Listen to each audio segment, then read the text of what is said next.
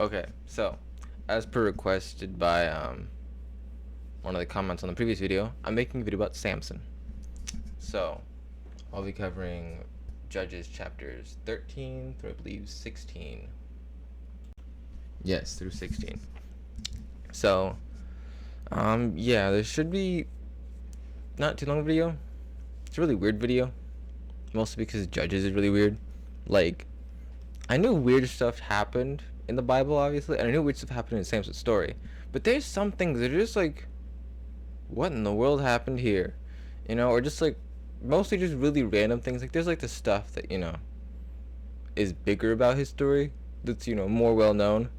There's a small, like, there's like, him having hair and it giving him strength. There's that whole weird thing. But then again, it's not really about the hair. But then again, I'm not really sure what it's about considering everything else. I'm guessing it is the hair. Anyway, we'll get into that in a second. Okay, so starting with chapter 13. Basically, the entirety of chapter 13 is just his parents' story and how they get the child of Samson, which is really interesting in and of itself. So, it's kind of got, like, it's a tale that keeps on giving. Basically, mom and pop couldn't have a kid, then Angel comes and is like, hey, God's letting you have a kid now. Here's the slight specifications. And they're like, oh, okay. The girl's like, yeah, I got you, fam. And that's when it's like, but wait a second. You got anything more? Can you tell me more? And Angel's like, nah, fam. But let's get into a little bit more specific. So basically, at this point in time, the Israelites, yeah, Israelites. So the children of Israel have been wicked, and so God's like, okay, you guys are being evil and nasty and not keeping my law and stuff. So for 40 years, I'm gonna have the Philistines be kind of over you, and so they get taken over by the Philistines to a certain extent. It feels kind of more like a Roman takeover, where like the Romans aren't like super, like, I guess, talked about, but they're constantly like around, you know. But yeah, so basically, sorry, old habit of mine to say so basically, uh, but the Philistines, we hear about them a lot in the Bible, and Christians like, who are they? Where did they come from? Where'd you come from? Where'd you go? Philistine Joe. So, pretty much, Philistines, we don't really know where they came from, which is kind of funny. So, with the Philistines, the best guess is that they were the seafarers, the seamen, the sea people. So, it was around, I forget the exact years, but there was this group of sea fighter people on boats that went around terrorizing the Mediterranean and Egyptian coastline, which I'm guessing is Mediterranean, but I don't really know. So they just went around terrorizing the coastline and raiding a bunch of places, basically like pirates back in the day. But they were really, really good, like insanely good. Like it was like, I think it was described almost like plague level good at just like raiding, killing, and stealing stuff. Like it was pretty cray cray. So main point is that this was all going on, and then suddenly they just kind of vanished. Also, some of them were taken, and not really sure what exactly happened to them, because when I looked at the website, it didn't really explain very much. Wikipedia. Anyway, so that's apparently a prevalent theory, is that some of the sea people, sea warriors, went over and just kind of started living over on the coastline of Egypt. Okay, so this is Israel back in the day, at least. I'm not really sure how Israel looks right now. I know there's a lot of stuff going on with their borders in their country, but back in the day, this is basically what it looked like. That's like a drawing, I know, but it's fun. So we have over here the Mediterranean Sea, kind of bordering on it. Yeah, Mediterranean Sea. I'm smart and stuff. So this purple line is basically where the Philistines maintained control. So they generally integrate with the Canaanites that, you know, the Israelites just forgot to kill whenever they came into the Promised Land. So they're basically just integrate with them and then kind of just started taking over places. So yeah, that's basically the Philistines. And I forget exactly what Philistine means, but there was a certain. No, it never told me actually. I never found out. Yeah. Anyway, so that's basically where the Philistines mainly were, but in this point, they had conquered the majority of places thanks to the Israelite wickedness. So now they're just kind of going free reign with stuff. And now we're going to talk about angels coming. Okay, so there's something kind of interesting happens. So first, an angel appears to Manoah's wife. We don't get her name. Classic Bible. Now, something kind of interesting is the fact that in this one we get no fear not, because he appears just as a normal guy. Nothing really shocking about him. So he tells her that her son is going to, well, first of all, she's going to have a son. And second of all, he's going to be a Nazarite. Right, I spelled that right? Yeah, Nazarite. So, he's going to be a Nazarite, which basically means he can't drink alcohol, he can't cut his hair, and he also can't eat anything unclean. Which we're going to see him do almost all three of those in this story. I'm not sure if he drinks alcohol, but he's definitely going to cut his hair, as we all know, and he's going to eat something unclean. So, he's great at keeping these rules, but then again, he didn't really ever accept them in this life, so can't blame him too much, but still. So, the woman gets told this by the angel. Then he just walks away, and she's like, oh, okay. So she goes and tells her husband, Manoah. So, after she tells her husband, Manoah's like, wait a second. Let's go talk to him again. Because I want to, make sure everything is, clarified and stuff. So he goes and talks to him. And he's like, yeah, that's what I told her. That's really it. And so then he's like, what's your name? And he's like, I can't tell you my name because, that's too personal. Now, he makes it sound like this is, something legitimately dangerous to share, or, something very sacred that he should not share with anyone, which I think is, I think it's kind of weird. Just for the fact that, for example, we know the angel Gabriel's name, and I think there's at least one or two other angel names that get dropped in the Bible, but we never hear his, and he doesn't want to share it. So it's like, why exactly is it? And I think it's really weird. Kind of cool, interesting, kind of weird. But that's a story for a different time. Now, with all this, we also have him, Manoah, be like, okay, look, I'll give you, I want to, basically he was going to sacrifice a baby goat, a kid, which was common in this time, to give thanks to this angel for doing this. But the angel was like, no, it wasn't me, it was God, don't give me anything like that. Well, actually, let me double check. Okay, so it wasn't that he wanted to offer him a burnt offering, because at this point he still didn't know he was an angel. Still didn't know. He just wanted to just roast him a kid, just kind of Abraham style, which is also kind of weird since he did that to Abraham did that and it was chill, but this guy it wasn't. So maybe there was some weird this guy's weird intentions, because the angel acted weird around him the entire time. So he's like, give it to God. So this guy goes to go peace. Wait, it wasn't a peace offering. It was a meat offering. So a meat offering with the kid. Now, a meat offering is basically you just praising God's power and his strength and thanking him. Now, so he goes and does a meat offering. And so, make a little altar of unhewn stones or whatever. Put the kid on there and start the fire. I know, very good fire. So the fire's going, and this guy, the angel, just goes right into the fire and goes up in the smoke. And it's just so this guy is shook. Manoah's just shook. He's like, whoa, he falls on his face along with his wife. And he's like, we're gonna die. And she's like, why would he kill us? He just told us we would have a kid that's dedicated to God. So why would he kill us? And he's like, oh, yeah, I guess you're right.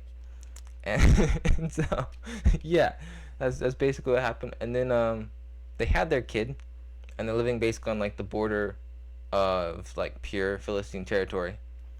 And the kid they have, little Samson,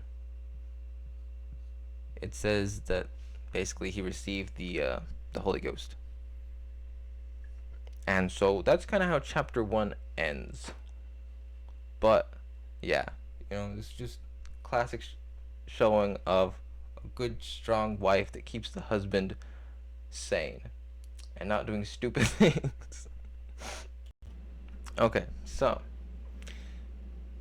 in this we see Samson hold a party and then hold a riddle, get upset, and murder a lot of people. But quick funny story about this, story is the first time I heard about this, I was going with some ministers talking to people, and we ended up knocking on this one guy's house to talk to him, and he's like, hey, let me show you my favorite scripture from the Bible. And we're like, okay. Now, mind you, when we walk in this place, it smells super strongly of weed. And I was like, whoa. And also he opens the door with I forget what kind of gun it was in his hand. But anyway, so he opens the door with like a long barrel gun. And lets us in. And then it smells like super of weed. And he's like, sorry for the weed smell. Mind you, I'm in Texas where it's illegal. And I'm like, dude, why are you saying that? So anyway, so he begins to tell us the story. And like tells us the entire story. And he's like, isn't that amazing? And we're like, what was the point of that entire story? And that's kind of how I feel about this thing. Is what is the point of the entire story? Because all the premises are so weird and kind of stupid. But hear it out. So, basically, Samson tells his parents, he's like, hey guys, these are his parents. I know, amazing spelling. And writing. So, Samson's like, hey guys, there's this like really pretty person, really pretty girl over here in Timnath. And she's like really great. So I want to get married to her. And so her dad says one of the like most like Christian parent when his son gets trying to go with somebody else, and his father and his mother said unto him, is there never a woman among the daughters of thy brethren among all my people that thou goest to take a wife of the uncircumcised Philistines? And so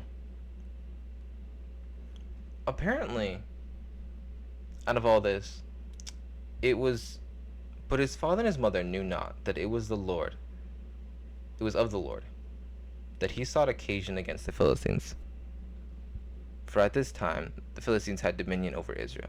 So basically, this was part of God's plan apparently, to mess with and kind of make a problem for the Philistines and kind of, weaken their hold or something of that nature.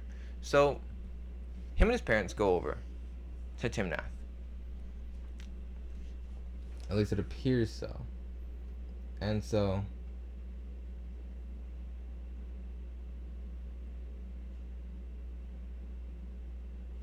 yeah, so they went down to Timnath, and then around Timnath, it seems, there was a lion. Now the lion attacked Samson, and Samson killed the lion in a vineyard somewhere. Which feels kind of weird to have a lion running from a vineyard, but then again, different place.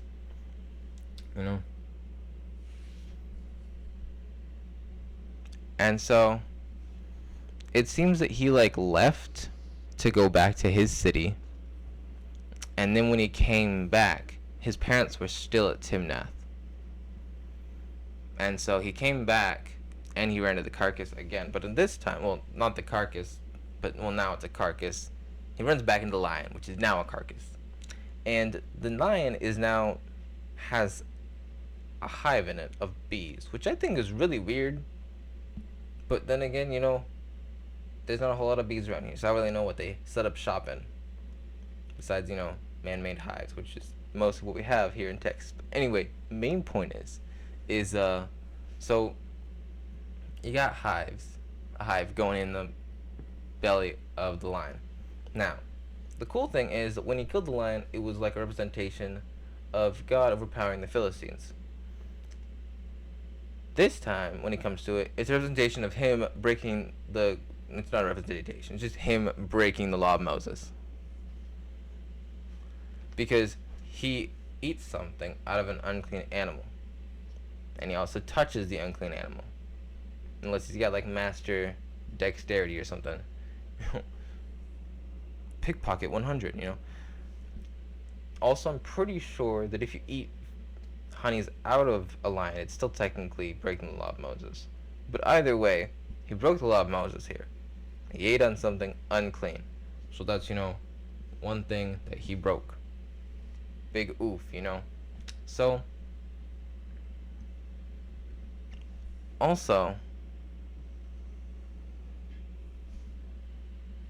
he gets 30 guys kind of appointed to him as friends for this party, which I think is really weird, but, culture be culturing. And so, he gets these 30 guys, and he's like, okay, I'm going to give you a riddle. If you can answer me the riddle in 30 days, no, not in 30 days, I believe it was in 2 weeks, because that's how long the party was. Which I'm like, hey, long parties are great. So, except for the bank account. So, he's like, okay, 2 weeks, you guys answer me this riddle, and I'll give all of you 30 changes of clothes and 30.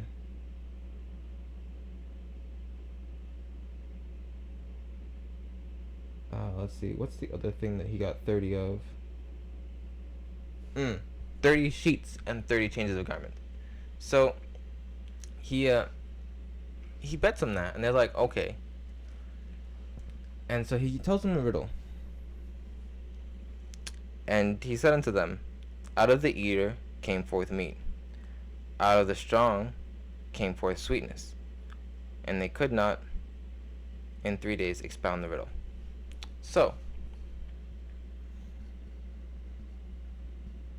now the main thing is the riddle's actually really good, props to him. And this kind of shows an interesting side of Samson, as he's not stupid. Like, he can make good riddles. He can make decently good plans. But he just keeps on going after the wrong things, which we'll see repeatedly happen. So he goes after the wrong thing, aka sweetness. Actually, it's kind of the analogy of the entirety of the story is Samson looking for good stuff in the wrong places. He keeps going to the carcass to get honey. That actually pretty much sums up the entire story really well. Wow. Okay. So, basically, they can't figure it out. They're really ticked. They're like, what? Did you just cause this party just to steal from us? Like, what the heck? So, then they went to his wife. Well, his wife. You'll see later. So, they're like, okay, if you don't tell us what the answer to the riddle is, we're going to burn you and your father alive. And she was like, oh, okay, what the heck?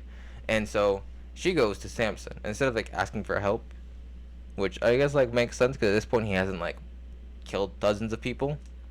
She was like, okay, look, just please tell me what the answer to the riddle is. And he's like, no. She never tells him to destroy her family. She just asks him over and over for the riddle. And so it took I think it was 7 days for her to get it out of him finally. And she was like, do you not love me? I'm your wife. And he's like, I haven't told my mom and my dad either. So what? And so finally, after begging, she's like, okay, it's because I, got honey out of a lion. And so then comes the time for them to tell him the answer, and they all tell him the answer, and he's like, freak y'all.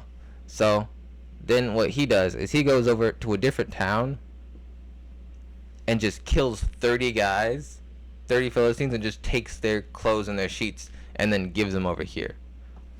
to these 30. He just like goes and commits a small massacre to pay them off because he didn't have it. Which, you know, you gotta respect the hustle.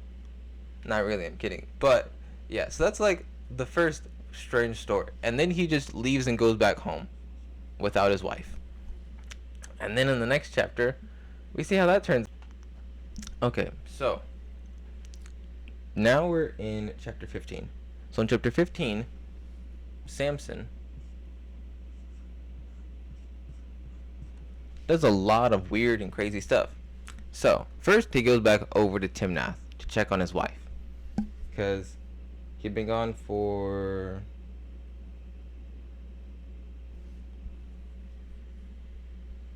a while after. So it's been a while, whatever that means.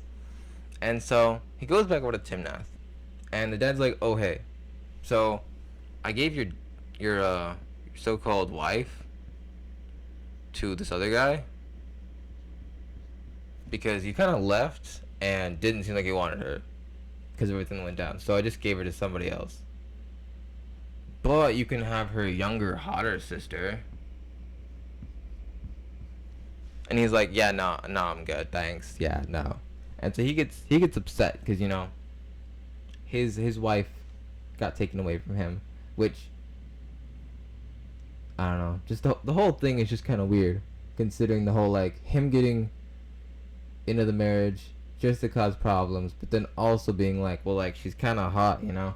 But, you know, anyway, so then he goes out, and this is the part that gets me. He gets 300 foxes. Yeah. He finds and he captures 300 foxes. He doesn't go buy them. He finds them and catches them. I'm not sure how hard catching a fox is, but having been in the business of catching some animals, it's not easy, especially because he takes them alive and debatably well. Like, how long were you running this operation? Or, like, did you do this like in a week, a day, or was it like a month or two? Because this is 300. This is dedication. No, you know what he does with all these foxes? He literally could have done what he did with 300 foxes by himself, but he decides to go and capture foxes and do the most roundabout way possible. And so what he does is he takes the foxes and he ties their tails together, and then he attaches a burning piece of wood, and then he sets them loose. Oh, I gotta add the little doop.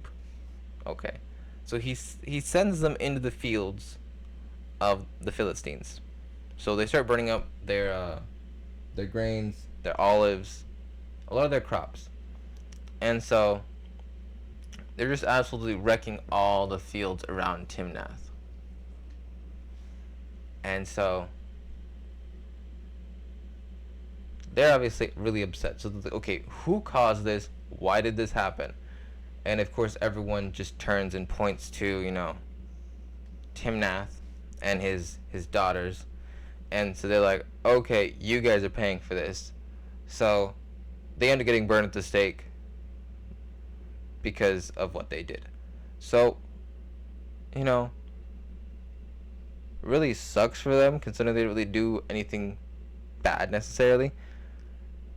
But in a way, it is just the teeniest bit funny, because what she worked so hard to avoid happened anyway. Like, obviously, one of the worst ways to die, if not the worst, sucks. But kind of funny circular thing. But anyway, so then Samson's like, okay, I'm gonna head over to Lehi. Now in Lehi, the Philistines come chasing after him, like, okay, this guy burned our stuff.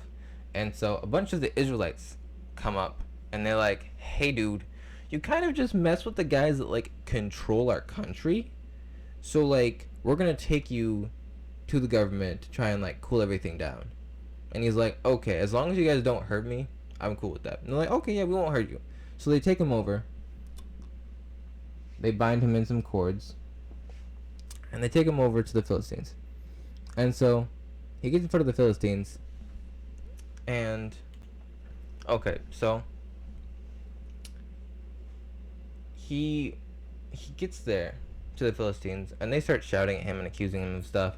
And so suddenly God pulls, a little whoosh, and his cords are loosed, so they just like fall off.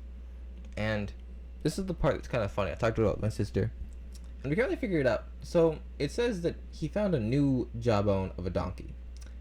Now we were talking. We're not really sure how new.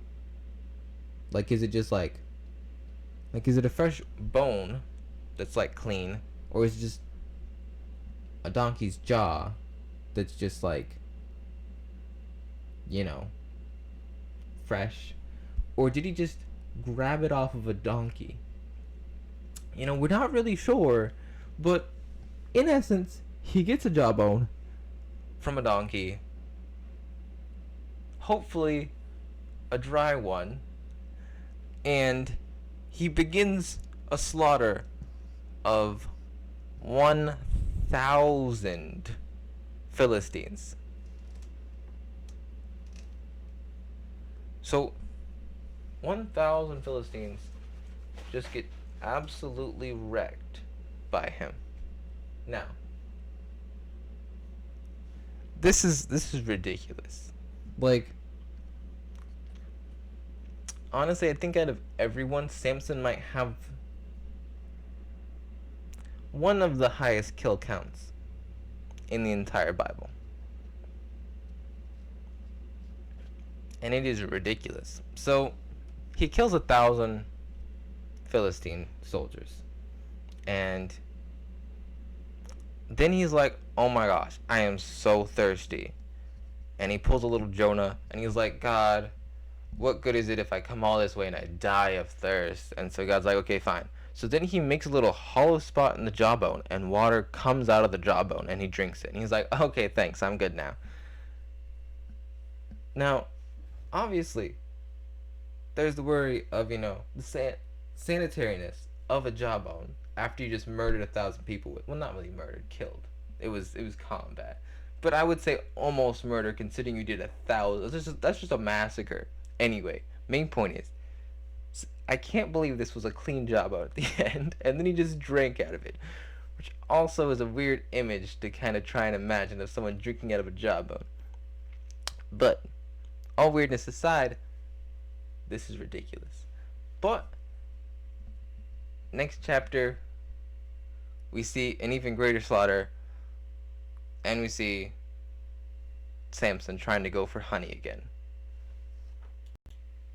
Okay, so in this chapter, we see him try with 2 different women, and both of them turn out, well, you'll see. So first, Samson goes to Gaza. Now, in Gaza, he meets up with this harlot. Her name is, doesn't say. I thought it said her name. Anyway, so he meets up with this harlot. He goes in unto her, which, questionable, but that's a different story. Now, he goes into this harlot, and so Philistines gather all around to try and get him. So he comes out at midnight. I don't know why they say like 3 different times. And he ends up picking up the gate of the city. And then he carries the city gate on his shoulders up to a mountain. Or a hill, rather. Which is just like a ridiculous flex. He's like, I am leaving this city, and I'm taking your gate with me. And he just carries it for a ways. Up a hill, even. Which, from the way they like mention the gate, it sounds like a pretty thick, solid gate. Like, maybe not like Minas Tirith level thick, but like a legitimate gate. So, yeah, he just runs off with the gate of the city, and they're like, oh. So then after that, he goes over to Sorek. Or maybe not right after that. I don't really know. It says that he judged for 20 years but he says that at the end of the last chapter, at the end of 15. So I'm not sure if that means like that happened like during 15 or that was like total. So, not very specific, you know. So at Sorek comes the classic story of Delilah. So with Delilah, he meets up with her. They seem like they start, hanging out a lot. And so the Philistines come by like, okay, Delilah, look, the lords of the Philistines came to her, which is pretty impressive, And they're like, look, well, I'll pay you 11,000 pieces of silver, which I don't know how many there were, but it sounds like they were a decent amount. So that's a lot of money. So like, look, pay 11,000 silver each if you just figure out his weakness. And she was like, okay, fine, I'll do it. So she tries over and over and over and over and over again. And each time she tries it, and then she's like, Samson, the Philistines are here, and he rips off whatever it is, whether it was new rope or spider silk or I forget the other one. Basically another type of no, it wasn't like it was some type of herb style, or it was a biological matter, plant based rope, it seemed, but they were very thin, generally speaking. So each time he just rips out of it, and the Philistines are like, nah. And so, actually, let me double check that, because I don't remember. Okay, so it never actually says that they attacked him or anything. They were just lying in wait. But, I would think it would be kind of suspicious if I met a girl who just happened to be from the people I keep killing, and she's trying to figure out my weakness. And every time I do a fake out, or I tell her, she tries it out immediately, and then after it doesn't work, she's like, you don't love me. If you loved me, you would tell me. She actually, like, almost word for word says that in one of the verses. Yeah, just classic emotional manipulation, good stuff. And so, finally, he's like, okay, fine. If you cut my hair, I lose my strength. And she's like, okay. So he falls asleep on her lap, classic lap pillow. A plus. And so, he falls asleep, and then she has someone else come in and shave off what they specify as 7 locks of hair, which is really interesting considering that in, I think it's called numerology, but basically in Hebrew, certain numbers have certain meanings, and 7 means completion. So, that's pretty interesting. I don't know what the whole meaning of that is, but that's pretty interesting. So she cuts off his hair anyway. The Philistines come in, and he tries, and he's like super weak, and so they take him. And so they gouge his eyes out, and they make him grind corn for them. And so eventually, as time goes on, his hair starts to regrow. And the Philistines start holding a party, and they're like, hey, bring out Samson. We want Samson in here. Bring out Samson so we can laugh at him. So they bring out Samson. And so Samson's out there. And he has a little guy helping him see. And so he's like, hey, put me against the pillar. So the guy puts him against one of the main. He says specifically, put me against like one of the fortifying pillars. And he's like, okay. So he puts the guy against the fortifying pillar. And mind you, in this building there are 3,000 Philistines. And so he starts praying to God. He's like, look, God, I know I did some stupid stuff. I know I sinned. But, hear me out. He's like, there's a lot of Philistines in here, and I can kill a lot of people. So if you just give me my strength real quick, do a little kamikaze right here. I'll take all these people out with me, and we're good. And so God's like, aight. And so he pushes out the main beam, and the entire place just crumbles down, killing 3,000 people, including himself. And almost funnily enough, it says that in his death, he killed more people than in his life. So far, his confirmed kill count is 4,030. Which, I gotta say, pretty impressive. Pretty high, because we have an unidentified amount of people that he killed whenever he was leaving one of the previous cities. It just says that he hit them both hip and thigh, or something like that. It doesn't really say if he actually killed people or what he did, but I would assume it meant he dealt some damage to them. But we don't really know. But yeah, so that's his confirmed kill count, and so yeah, he pushes out a pillar and he dies. And so, like I was saying earlier, I think the real moral of this story is just, you know,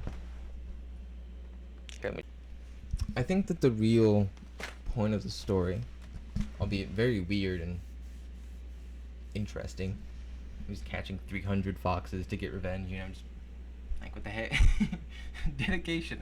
I think it's really just a lot of times we look for the things that we want in the wrong places. Like we saw from his parents in the beginning.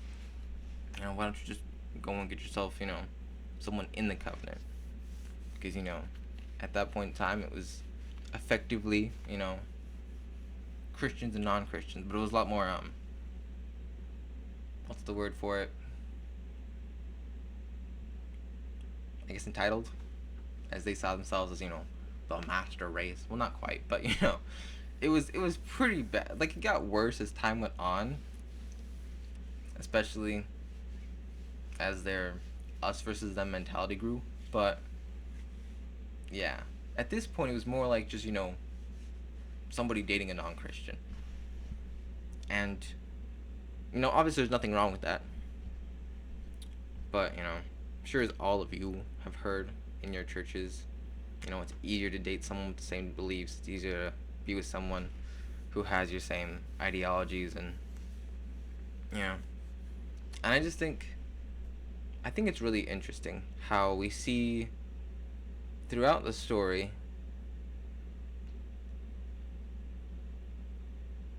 him doing just enough. So, while I was doing a service mission over in Central America, I noticed that there was a lot of people who weren't doing what they were supposed to be doing. Specifically other church missionaries like myself. And I saw that a lot of them weren't keeping the rules of the mission, let alone some of them weren't keeping commandments as they should have. And I saw that pretty much regardless of that, they were still able to bless and help other people. And I kind of realized that,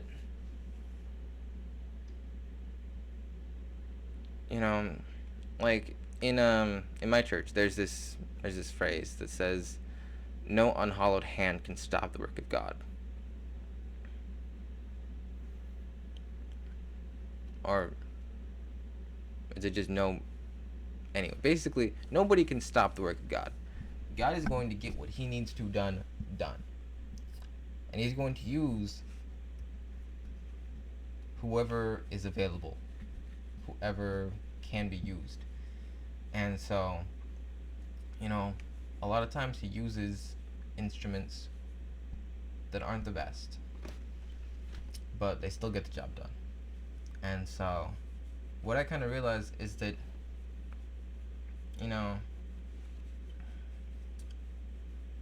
you can either be a bad tool or a good tool,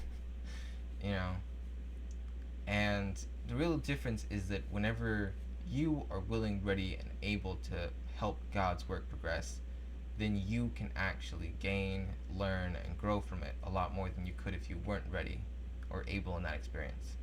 And so I guess those are just the two things that really pull out of this story, is that stop looking for the things you want in the wrong places, and that it's better to be willing and ready to help in God's work than just kind of end up doing it and not be as uplifted and as, I guess you could say, as blessed. But yeah, thank you so much for watching. Have a great day. Please like and subscribe.